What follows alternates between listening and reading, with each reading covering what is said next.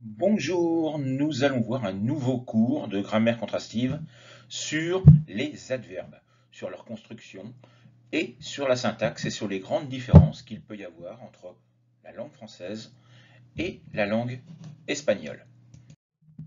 Alors tout d'abord, quelques remarques sur les adverbes en général. Ils sont généralement invariables. Ils ne s'accordent ni en genre ni en nombre. Il n'y en a qu'un qui fait exception, c'est tout, T-O-U-T, qui ne respecte pas cette règle. Nous le verrons dans une des diapositives de cette vidéo. Il y a une règle grammaticale importante à respecter en français. L'adverbe, il accompagne toujours un verbe ou un adjectif. Un adjectif, quant à lui, il accompagne toujours un nom. Donc on a un problème avec la langue espagnole qui très souvent ne fait pas la différence entre l'adjectif et l'adverbe. Donc il faudra que vous, en tant qu'espagnol, vous analysiez la phrase espagnole pour savoir s'il s'agit d'un adjectif ou d'un adverbe avant de la traduire. Par exemple, anda despacio por favor. Despacio n'est pas un adjectif mais un adverbe. Donc vous ne pouvez pas le traduire par roule lent, s'il te plaît, puisque lent est un adjectif. Donc il faut dire roule lentement, s'il te plaît. Nous allons voir ça ensemble maintenant. Un rappel tout d'abord, la construction des adverbes. Généralement, et c'est l'adjectif que j'ai choisi par ailleurs, donc généralement on met le féminin de l'adjectif et on rajoute M-E-N-T. Donc général, féminin général, adverbe généralement. Il existe de nombreuses exceptions. Tout d'abord, tous les adjectifs en ENT, sauf un, lent, qui respecte la règle normale, donc lent, lente, lentement. Mais tous les autres, vous devez enlever le ENT et mettre E2M-ENT. Donc fréquent, fréquemment, récent, récemment. Mais attention, vous l'avez peut-être entendu, la prononciation se fait avec un A lorsque l'on écrit un E. Donc on ne dit pas fréquemment, mais fréquemment. On ne dit pas récemment, mais récemment. Les adjectifs en ANT, eux aussi, respectent cette règle. On enlève le ANT et on met A2MENT, qui là se prononce A également. Donc savant, savamment. Il faut ajouter MENT aux adverbes qui se terminent par E, I ou U. Par exemple, poli, poliment, résolu, résolument. Et il existe malheureusement des adverbes dont la construction est totalement irrégulière et qu'il faut donc apprendre par cœur. Donc l'ange, je vous l'avais dit, ne respecte pas la règle des adjectifs en ENT. Gentil, le L disparaît. Bien, rien à voir, mieux. Bref, vous voyez qu'on rajoute une diphtongue avec le I et le V. Le F se transforme en V, brièvement. Il y en a beaucoup d'autres, évidemment. Point suivant, extrêmement important, la syntaxe française impose de mettre l'adverbe à un endroit précis de la phrase. Et cet endroit va changer en fonction du verbe que vous utilisez. Est-ce que vous le conjuguez à un temps simple, c'est-à-dire présent, imparfait, futur, conditionnel, passé simple, ou est-ce que vous le conjuguez à un temps composé, passé composé, plus que parfait, futur antérieur, conditionnel passé, etc., etc.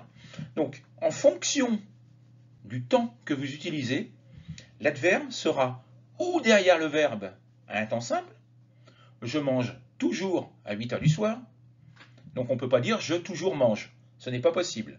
On ne peut pas dire toujours je mange, c'est pas possible. On ne peut pas dire je mange à 8 heures du soir toujours, ce n'est pas possible. Toujours doit être juste derrière le verbe. Par contre, un temps composé, toujours sera entre l'auxiliaire et le participe passé. Donc on dit j'ai toujours mangé. On ne peut pas dire j'ai mangé toujours. Il faut le mettre à cet endroit-là uniquement. Vous n'avez pas le choix. J'ai toujours mangé à 8 heures du soir. Et puis vous avez les cas où vous avez des verbes semi-auxiliaires, pouvoir, vouloir, savoir, devoir, faire, aller, etc., venir de. Et là, vous devez mettre l'adverbe entre ce verbe auxiliaire, qui lui est conjugué, et le verbe qui suit, qui lui est toujours à l'infinitif. Donc je veux toujours manger à 8 heures du soir, ou je dois toujours manger à 8 heures du soir, ou n'importe quel verbe semi-auxiliaire. Donc voilà pour la place des adverbes, vous devez la connaître parfaitement. Il y a trop souvent des erreurs de syntaxe dans les copies que je corrige parce que l'adverbe n'est pas mis à sa place. Donc respectez toujours cette règle. Toutefois, il y a quelques verbes. Je vous en ai mis ici 5 ou 6. Peut-être, ainsi, encore, du moins, tout au plus, sans doute, qui eux ne respectent pas, enfin si, ils respectent cette règle, mais il y a la possibilité de les placer ailleurs dans la phrase, c'est-à-dire au début. Donc vous les mettez à leur place normale, ou vous les mettez au début. Mais si vous les mettez au début, vous avez obligation de faire une inversion du sujet et du verbe juste après. Donc par exemple, il faudra peut-être que tu recommences ton exercice, peut-être faudra-t-il que tu recommences ton exercice. Vous connaissez certainement tous l'expression « ainsi soit-il ». D'accord ? Il faudra sans doute que nous fassions des efforts, donc ça c'est la construction normale, il faudra sans doute que nous fassions des efforts, sans doute faudra-t-il que nous fassions des efforts. Attention, vous ne pouvez pas dire « sans doute il faudra », ce n'est pas possible. C'est ou vous le mettez « il faudra sans doute », ou vous mettez « sans doute faudra-t-il ». Encore eût-il fallu que tu respectes les règles. Il aurait encore fallu que tu respectes les règles. Il faudra sans doute que nous fassions des efforts, ça c'était la phrase normale, classique. Et quand on la transforme, sans doute, et il faudra, vous l'inversez, faudra-t-il que nous fassions des efforts. Donc cette syntaxe spécifique est très formelle, on la trouve souvent en littérature notamment. Les adverbes de quantité, alors là il y a énormément d'erreurs sur les adverbes de quantité. Quand ils sont suivis d'un nom, donc d'un substantif, ils doivent toujours être accompagnés de la préposition de. Il y a de plus en plus de nuages. Tu as fait trop de gâteaux. Donc, je vous en ai cité quelques-uns. Il y a trop, beaucoup, moins, plus, autant, de plus en plus, assez, combien, peu, etc. Il y en a d'autres. Donc, tous ces adverbes de quantité sont toujours suivis de quand il y a un nom derrière. Par contre, ce de disparaît quand c'est un adjectif. Par exemple, on va dire « je suis moins fatigué qu'aujourd'hui ». On ne va pas dire « je suis moins de fatigué ». Le de disparaît quand il s'agit d'un adjectif. Donc vérifiez bien le mot que vous avez après ces adverbes de quantité. Si c'est un nom, il faut mettre de. Si c'est un adjectif, vous ne mettez rien. Attention, des erreurs également avec très et beaucoup. Très est toujours suivi d'un adjectif. Vous ne pouvez pas dire j'ai très de travail.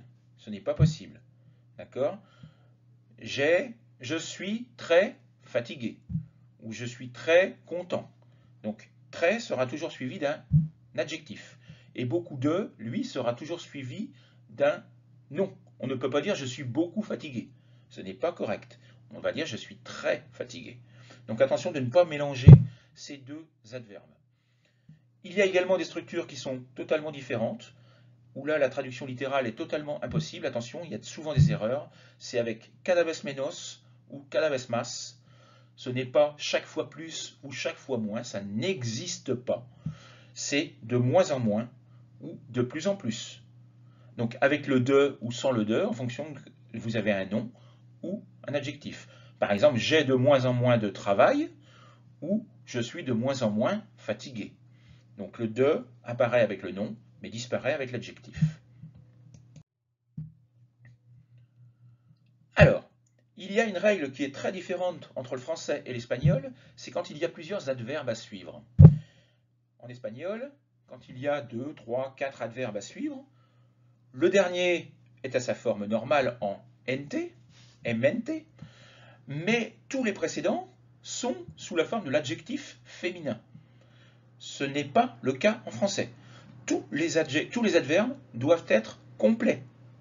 Donc, si vous avez la phrase Contéstame breve, pero clara y sencillamente, on voit bien que breve, on a mis l'adjectif au lieu de l'adverbe, et clara, on a mis l'adjectif au lieu de l'adverbe. En français, il faut mettre 3 fois de suite l'adverbe. Réponds-moi brièvement, mais clairement et distinctement. Je vous rassure, c'est une erreur que font également les Français quand on leur demande de traduire en espagnol. Ils mettent 3 fois l'adverbe.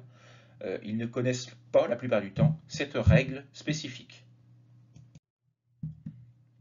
Voyons maintenant mieux et meilleur, bon et bien et majeur, qui posent souvent des problèmes. Alors mieux, c'est le superlatif de bien. Et meilleur, c'est un adjectif, d'ailleurs ce n'est pas un adverbe, meilleur est le superlatif de bon. Donc il faut que vous, quand vous avez en espagnol mejor, qui est, il est vrai, le superlatif qui correspond à bien ou à bon, c'est le même mot pour les deux superlatifs, mais en français il y a deux superlatifs différents. Donc mejor, il faut que vous réfléchissiez, est-ce que vous auriez utilisé bueno ou bien? Si vous auriez utilisé bueno, si vous aviez utilisé bueno, ça aurait été meilleur. Si vous aviez utilisé bien, ça aurait été mieux. Donc vous devez toujours réfléchir. Par exemple, je travaille bien, ça va donner je travaille mieux. Ce gâteau est bon, celui-ci est meilleur. Donc attention, meilleur, je le répète, est un adjectif, donc il s'accorde en genre et en nombre. Féminin, on rajoute un E, pluriel, on rajoute un S. Féminin, pluriel, on rajoute les deux. Majeur, quant à lui, n'est pas synonyme de, n'est pas le superlatif de plus grand. Ça n'a absolument rien à voir. Donc je vois très très souvent cette erreur où vous mettez cet homme est majeur que cet enfant. Donc dans le sens de plus grand. Non, ça ne veut pas dire non plus plus vieux. D'accord? Ce n'est pas un superlatif.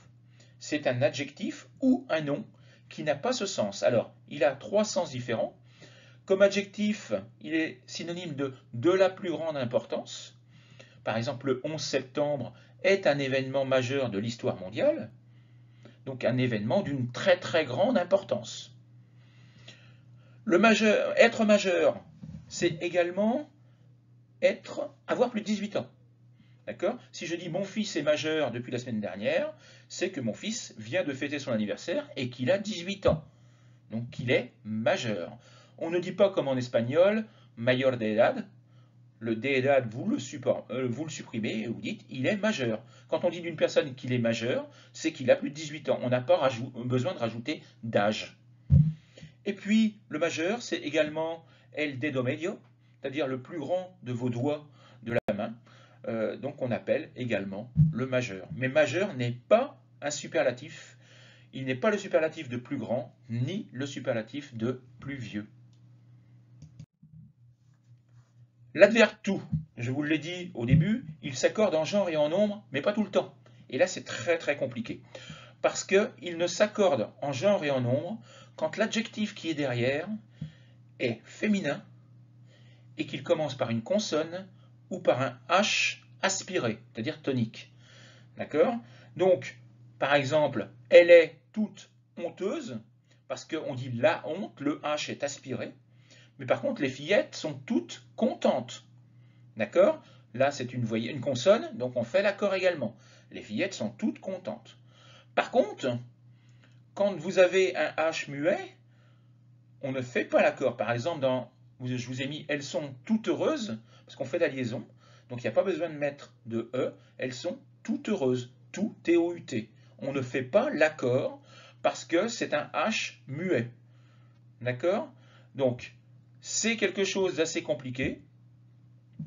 Donc, je vous le répète, quand l'adjectif qui est derrière tout est féminin et qu'il commence par une consonne ou par un H tonique, tout s'accorde en genre et en nombre. Ça, c'est une règle d'or à connaître par cœur.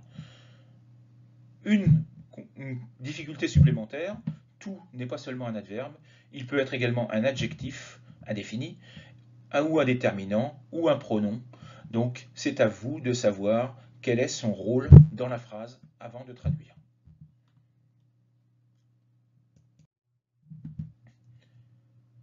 Alors, je vous en ai parlé tout à l'heure aussi, certains adverbes ont la même forme que les adjectifs. Donc, et certains adjectifs français peuvent être utilisés comme adverbes en français. C'est par exemple des adjectifs comme court, bon, haut, fort, cher, lourd. Et quand ils sont utilisés comme adverbes, c'est-à-dire quand généralement ils accompagnent un adjectif, d'accord, ils transforment un adjectif. Lorsqu'ils sont utilisés pour transformer un adjectif, ils sont invariables. Donc ces cheveux sont coupés courts. Donc là, ils n'accompagnent pas un adjectif, mais un verbe. Ils sont coupés comment? Court. Donc court n'est pas un adjectif, puisqu'il n'accompagne pas un nom, mais il transforme le verbe coupé. On indique comment ils sont coupés. Donc dans ces cas-là, court est invariable. Donc on ne met pas de S à court. Les betteraves sont hachées menues. Donc menu transforme le haché. Donc on indique de quelle manière on a haché. Donc dans ces cas-là, menu est invariable là aussi. Par contre, quand il est suivi d'un verbe d'état, ce qu'on appelle des verbes d'état, c'est-à-dire être, paraître, sembler, ce sont des adjectifs et ils s'accordent en genre et en nombre. Donc ces valises semblent lourdes. Ces tomates sont chères. Ces pommes sont grosses. Donc vous voyez, lourde, chère et grosse sont des adjectifs et ils s'accordent avec le nom, valise, tomate et pomme. Par contre, quand on n'a pas de verbe d'état, mais un verbe autre, ils deviennent adverbes. Ces valises pèsent lourd. Lourd, c'est un adverbe. Ces tomates coûtent cher. Cher est devenu un adverbe et donc est invariable. Ce trafic de drogue rapporte gros. Donc, rapporter gros, je ne sais pas si vous connaissez cette expression, c'est rapporter beaucoup d'argent. D'accord? Donc, rapporte gros, gros devient un adverbe et donc est invariable. Voici quelques exercices, vous pouvez essayer de les faire par vous-même. Nous les referons ensemble pendant le cours et nous les corrigerons ensemble. Vous avez 4 exercices différents. Ce premier, avec, je vous l'ai expliqué, c'est une partie du cours où, de manière formelle, on peut mettre l'adverbe à un autre endroit dans la phrase. À vous de le trouver. Deuxième exercice, mieux, meilleur, bien ou bon. Troisième exercice, tout. Et quatrième exercice, traduction. Nous ferons d'autres exercices, beaucoup d'autres exercices sur les adverbes pendant le cours. Je vous souhaite une bonne journée. Je vous envoie d'autres vidéos pendant le week-end. Au revoir.